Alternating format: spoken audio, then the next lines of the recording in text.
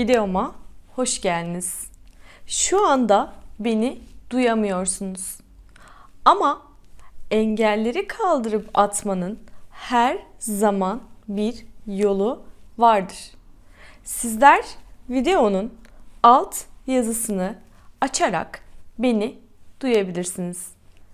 Hep beraber engelsiz yarınlara. Herkese tekrar merhabalar. Ortalarda yokken okuduklarım diye bir video çekmek istedim. Hatta ortalarda yokken dinlediklerim diye de bir video çekmeyi düşünüyorum. Malum ben Storytel'den de kitaplar dinliyorum biliyorsunuz. Bu arada ben Storytel'den reklam falan almıyorum. Hani öyle bir şey yok. Sadece kullandığım ve tavsiye ettiğim için adını zikrediyorum. Kısaca bahsedecek olursak neden ortalarda yoktum? Çünkü yüksek lisans tezim sürecinde gerçekten çok sınırlı bir vaktim kalmıştı. Ve 4-5 ay gibi bir süre içerisinde yüksek lisans tezimi tamamlamak mecburiyetindeydim. Ve tabii bu çok yoğun, gündüz işteyim, geceleri de uykusuz bir şekilde evde çalışmak durumundayım. Tabii hiç kitap okumadığımı söyleyemem. Okudum ama çok verimli, kitap okumak adına çok verimli zamanlar olmadı. Çünkü sürekli olarak bir şeyler okuyordum. Aynı zamanda uykuya çok zor vakit bulurken kitap okumaya gerçekten zaman ayıramıyordum. Belki işte öğle araları işte vakit buldukça birkaç bir şey okuyordum ya da bazen dinlenmek adına Çıtır Çerez diye kitaplar okumaya başlamıştım. Böyle bir süreç geçirdim. Dolayısıyla bu süreç içerisinde sizinle video paylaşamadım ama artık paylaşmak istiyorum. Çünkü hem benim için artık keyifli günler gelsin istiyorum. Hem de özledim. Gerçekten özledim. Dolayısıyla böyle bir video çekme kararı aldım. Ortalarda yokken okuduğum ilk kitap Eskici ve Oğulları. Daha fazla para kazanmak için eskici dükkanından çıkarak ırgat olma kararı almış bir ailenin çektiği eziyeti anlatıyor aslında. Ve çekilen bu eziyetli yolda ailenin özellikle de baba ve oğulların birbirinden kopuşunu anlatan bir hikaye. Burada Anadolu işçisinin biraz da sömürülüşünden bahsediyoruz. Bir sınıf çatışmasını da konu almış bir kitap. Ve tabii benim gibi ben Trakyalıyım ve şu an Anadolu'nun ortasında Nevşehir Avanos'ta yaşıyorum. Hani yeni yeni gözlemlediğim Anadolu insanının da karakterini gördüğüm, sanki ben bu amcayı bir ara gördüm gibi falan dediğim romanlardan bir tanesi oldu. Aynısını Yaşar Kemal'de de hissetmiştim Orta Direk kitabını okurken. Onu da yorumlamıştım. Linki şuraya bir yere bırakırım. Bakmak isterseniz oradan bakabilirsiniz. Dolayısıyla hani bu en son söylediğim şey açısından da baktığımızda bu tarz Türk yazarları gerçekten okumamız gerekiyor. Bir Yaşar Kemal okumadan, bir Orhan Kemal okumadan Anadolu'nun dilini çözemeyeceğimizi düşünenlerdenim. Anadolu'nun dilini çözemeyeceğimizi düşünenlerdenim. Bize anlatan bir kitap aslında. Geçmişimizi, yani hem de yakın geçmişimizi anlatan bir kitap. Çoğu insan ekonomik sıkıntılar sebebiyle küçük dükkanlarını bırakıp işte tarlaya işçi olarak gitmiş, oradaki emek sömürüsünün altında ezilmiş, hastalanmış, işte bir takım belalara bulaşmış bir toplumun çocuklarıyız aslında çoğumuz.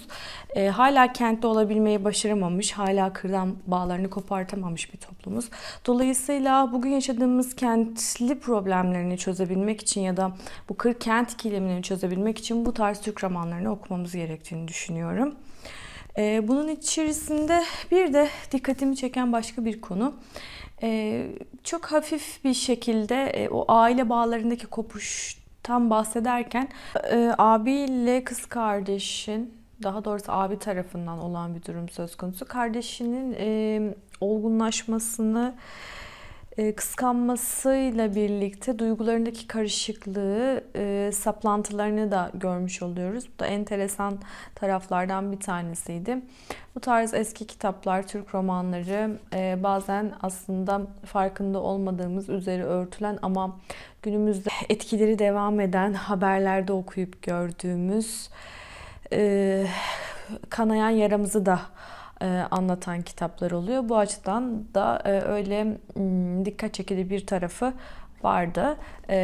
Okumanız gerekir diye düşünüyorum. Bir diğer kitap Sherlock Holmes, Sussex Vampiri. Sir Arthur Conan Doyle yazıyor biliyorsunuz. Şimdi Doyle'un kitapları bana biraz daha çıtır çerez geliyor. Yani Sherlock Holmes'un filmlerini daha böyle lezzetle ve merakla izliyorum. Fakat hikayeler bana çıtır çerez geliyor biraz. Mesela bir Ahmet Ümit'e ya da bir Agatha Christie'ye, diğer polisiye kitaplarına kıyasla. Tabii şimdi Ahmet Ümit'le kıyasladığımız zaman tarz tabii farklı.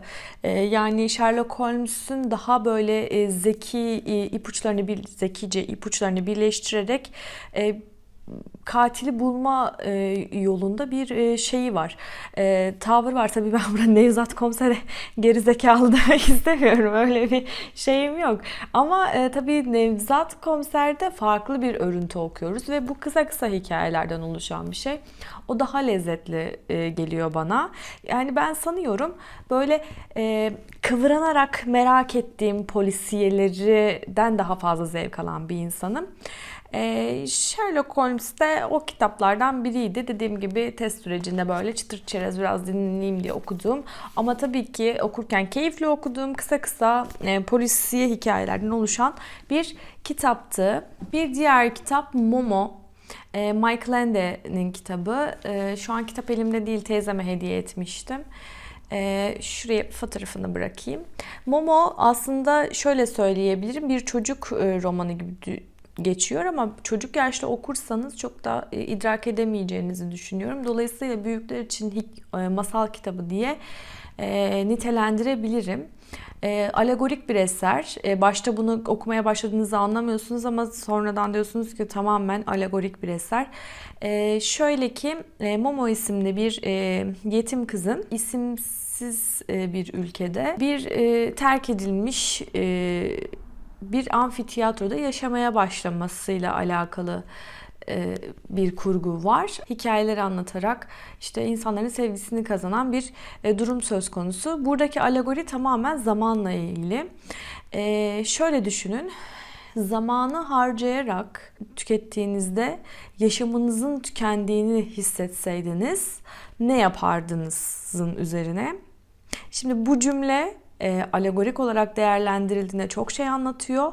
Normal bir mantıkla bu zaten hayatın kendisi yani. Evet, zamanı tüketerek bir şey hayatınızın sona ereceğini düşünseydiniz, evet, zamanı nasıl harcardınız? Bu işte yaşamak demek zaten. Fakat burada şöyle bir mesaj var kitabın sonunda. Yaşamak mı? Yaşamak mı? Yani yaşayarak ölmek mi? Yoksa yaşayarak ölmek mi? Yani kitap aynen bu mesajı veriyor. Ne demek istediğimi anlamışsınızdır diye düşünüyorum ama kitabı okumadan tam da ne demek istediğimi anlamayacaksınız. Kitabı okuyun derim.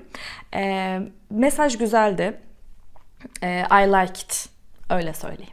Aziz Nesin Koltuk. Kitabı okurken tabii ki rahmetli Muzaffer İzgü'yü andım. Böyle damağınızda aynı lezzet kalıyor. Sadece Aziz Nesin daha sivri bir kara mizaha sahip. Yine aynı helal olsun dedirten lezzet. Bir diğer kitap Yusuf Atılgan Anayurt Oteli.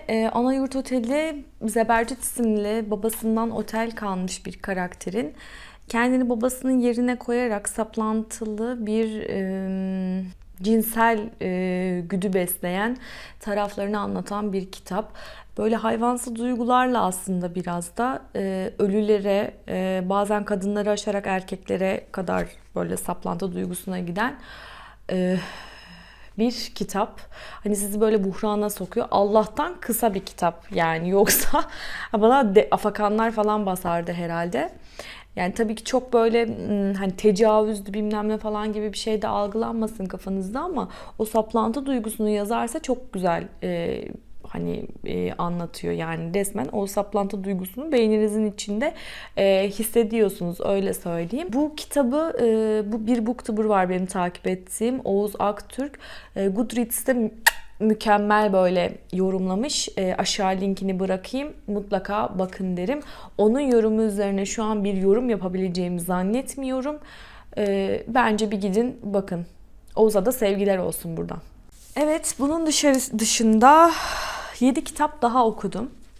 Ortalıkta olmadığım süre içerisinde. Bunlardan bir tanesi Marie Kondo Derle Topla Rahatla. Şu an kitap annemde olduğu için size gösteremiyorum ama mutlaka minimalizm ve sadeleşmek üzerine okumalar yapan ya da videolar izleyen insanlar mutlaka Marie Kondo'yu biliyorlar. Marie Kondo sadeleşmek üzerine yaşam alanlarımızda, evde, ofiste sadeleşme metodu geliştirmiş bir kişi. Bir Japon. Dolayısıyla Japonya'da da bu sadeleşmek üzerine çok şeyler var biliyorsunuz. Bu kitabı, daha doğrusu bu 7 kitabı detaylı bir şekilde ayrıca video çekerek anlatmak istediğim için burada sadece isimlerini vererek geçmek istiyorum. İkincisi İlber Ortaylı. O da babam okumak için aldı. İlber Ortaylı da bize bir ömür nasıl yaşanır tavsiyeleri veriyor. Böyle kısa kısa röportajlar şeklinde bir kitap. İlber Ortaylı beni şöyle bir sarstı. Eyvah dedim ya, yani bu yaşıma kadar yapmam gereken şeylerin çoğunu yapmamışım. Hani tekrar bir şeylere sarılıp tekrar daha fazla mücadele etmeyi isteği uyandırdı içimde.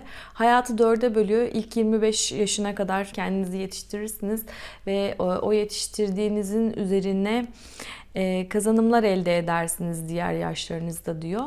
Dolayısıyla 25 yaşını geçmiş bir insan olarak bir takım endişelere kapıldım. Ama diyor ki 40 yaşına kadar da 25 yaşına yapamadıklarınızı tamamlamanın son şansıdır. Bunu iyi değerlendirin diyor. Oradan aldığım gazla bir sürü plan yaptım. Bakalım ne kadarını gerçekleştireceğim. Bu kitabı da daha sonra detaylı olarak konuşalım. Bir diğer kitap Ikigai. Bunu da ayrıca konuşmak istiyorum sizinle. Bu da Japonların uzun ve mutlu yaşam sırrı. İçerisinde biraz minimalizm var, biraz sadelik var. Aslında özetle şunu söylüyor. Kendinize sürekli bir iş bulun ve uzun yaşayın ve mutlu olun diyor. Özetle bu ama daha detaylı konuşuruz. TED gibi konuş. Dünyanın en iyi beyinlerine göre topluluk önünde konuşmanın 9 sırrı. Bu da TED konuşmalarını derleyip toparlamış. Orada etkili olan konuşmacıların yetkinliklerini sınıflandırmış. O 9 sır dediği o. 9, yani iyi bir konuşma yapmak istiyorsanız şu 9 yetkinliğe sahip olmanızı anlatan bir kitap. Bunu da detaylı olarak konuşuruz. Çember ve Ayşe Kuli'nin Tutsak Güneş, ikisi de bir distopya. Çember bana kısacası şöyle, günümüz teknolojik dünyasının, sosyal medya dünyasının ne noktaya kadar gidebileceği üzerine bir distopya. Vay be dedim sonunda. Yani yok artık ya, hakikaten dedim ya, insanoğlunun merak etmesinin sınırı olmadığını konuştuğumuz bir kitap, tartıştığım bir kitap oldu. Ayşe Kulin'in de yine bir distopya, günümüz Türkiye'si üzerinden bir takım mesajlar veren bir kitap.